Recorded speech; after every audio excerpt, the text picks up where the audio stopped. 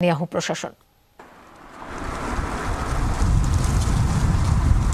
চেকপয়েন্টে অপেক্ষার সময় আজান দেয়ায় সড়কের পাশেই নামাজ আদায়ে বসে যান মাজদি আবু মুখো।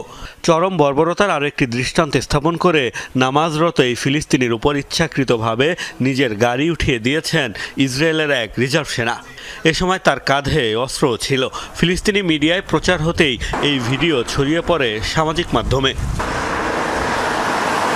হাসপাতালে পরীক্ষা নিরীক্ষা শেষে এরই মধ্যে বাড়ি ফিরেছেন মাজদি।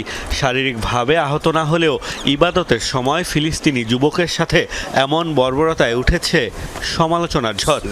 মাজদির বাবার অভিযোগ, কোনো প্রকার উস্কানি ছাড়াই সম্পূর্ণ বিনা কারণে এমন ঘটনা ঘটিয়েছে ওই ইসরায়েলি। আমরা রামাল্লাহ থেকে ফিরছিলাম। গ্রামের প্রবেশ পথে দখলদাররা একটি চেকপয়েন্ট বসিয়েছিল। ঘন্টার পর ঘন্টা সেখানে অপেক্ষা করেছিলাম। নামাজের সময়